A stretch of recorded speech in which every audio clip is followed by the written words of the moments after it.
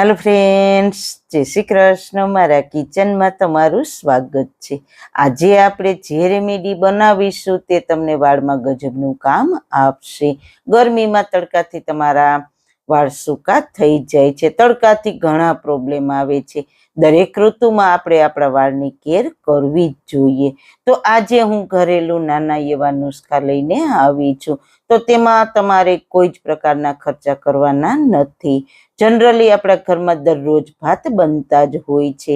તો ચલો કોઈ પણ ખર્ચા કે મહેનત વગર ગરમીમાં વાળને ખૂબ જ ફાયદાકારક હેર રેમેડી બનાવવાનું સ્ટાર્ટ કરીએ.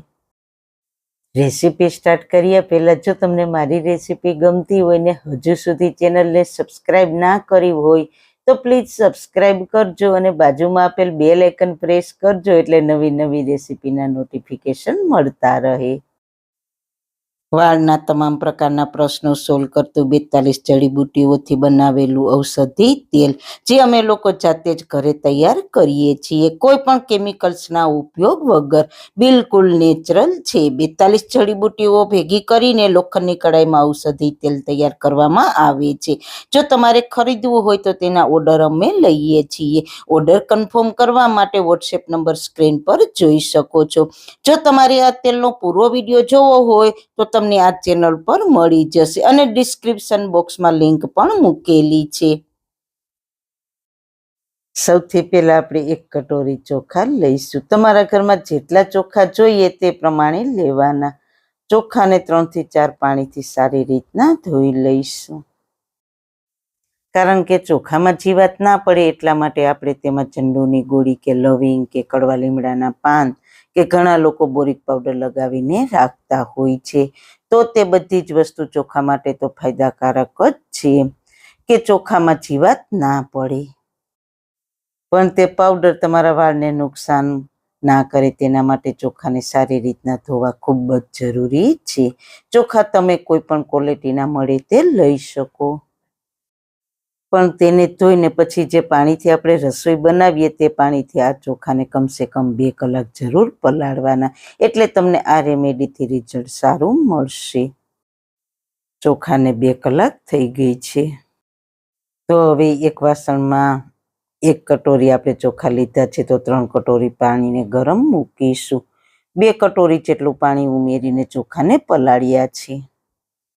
પાણી સારી રીતના ગરમ થાય એટલે ગરમ પાણીમાં પલાળેલા ચોખાને પાણી સહિત ઉમેરી દઈએ. ચોખા આપણા વાળ સ્કિન માટે ખૂબ જ ફાયદાકારક છે.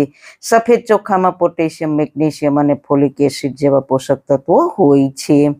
ચોખાનું પાણી તડકાથી વાળને ખરાબ થતા અટકાવે છે અને સિલ્કી બનાવી દે છે. ચોખાના પાણીમાં એન્ટીઓક્સિડન્ટ, વિટામિન અને મિનરલ પણ હોય છે જે તમારા વાળને સ્વચ્છ રાખવામાં મદદ કરે છે. તો ચોખાના પાણીથી અઢળક ફાયદા છે.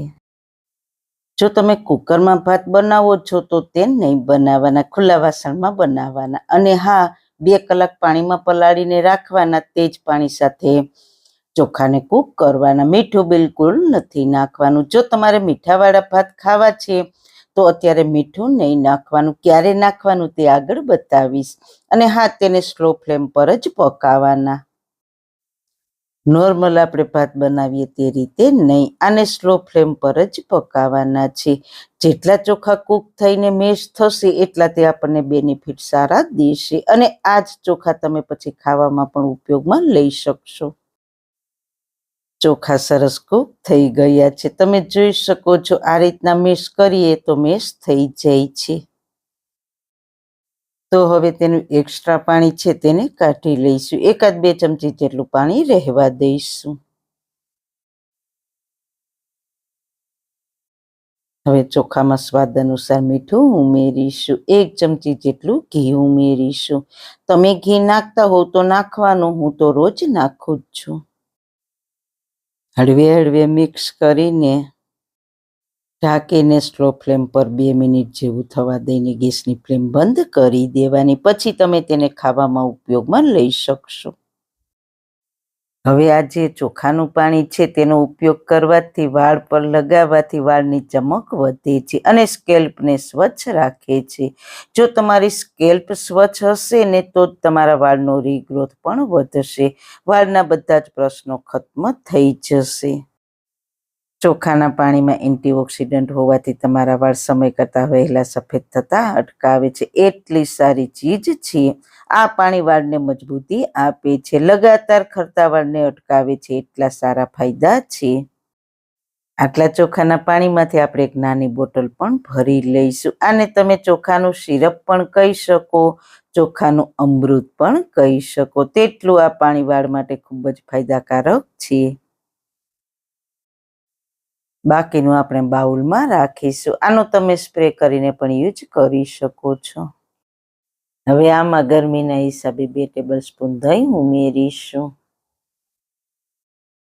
હાફ ટીસ્પૂન જેટલું ગ્લિસરીન ઉમેરીશું. ગ્લિસરીન વાળને મોઇશ્ચર આપશે અને દહીંથી તમારા વાળ સ્મૂથ સિલ્કી થશે. જો તમને દહીં કે ગ્લિસરીન સૂટ નથી થતું તો ફક્ત અને ફક્ત ચોખાનું પાણી પણ લગાવી શકો છો.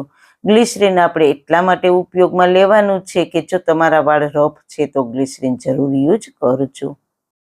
જો તમારા વાળમાં ડેન્ડ્રફ છે, તમારા વાળ ખૂબ જ ખરે છે, તો તમે હંમેશા 42 ઔષધિવાળા તેલનો ઉપયોગ જરૂર કરો. પૂરા સ્કેલ્પ પર તમે આ હેર ઓઇલ લગાવશો અને હા પૂરી લંબાઈમાં લગાવવું એ સ્ટેપ બહુ જ જરૂરી છે.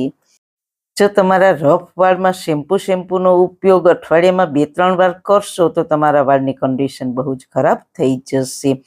2-3 કલાક તમે આ હેર ઓઇલ વાળમાં લગાવીને રાખશો તો બહુ સરસ રિઝલ્ટ તમને મળશે.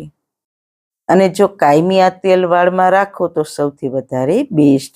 આ તેલ મેં પોતાએ તૈયાર કર્યું છે.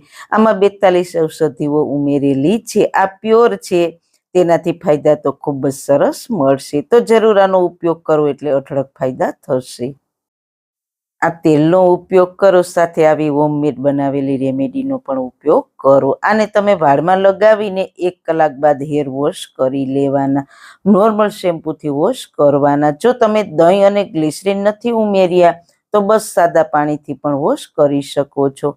વાળના મૂળમાં પૂરી લંબાઈમાં સારી રીતના લગાવી દેવાનું. ચોખાનું પાણી ઠંડુ થાય પછી જ તેમાં દહીં અને ગ્લિસરીન ઉમેરવાના અને પછી જ તેનો ઉપયોગ કરવાનો. ગરમ હોય ત્યારે કોઈ દિવસ નહીં કરવાનો, એ વાતનું ખાસ ધ્યાન રાખજો. જો આ રેમેડી વાળમાં લગાવતા વધે તો તેને ફ્રીજમાં રાખી દેવાની. બાદ તમે 4-5 દિવસ પછી તેનો ઉપયોગ પણ કરી શકો છો. તો મિત્રો, આ વાળ માટે કોઈ પણ ખર્ચા વગરની ફ્રીમાં હેર રેમેડીની રેસીપી કેવી લાગી? સારી લાગી હોય તો તમારા ફ્રેન્ડ્સ ફેમિલીમાં શેર કરજો.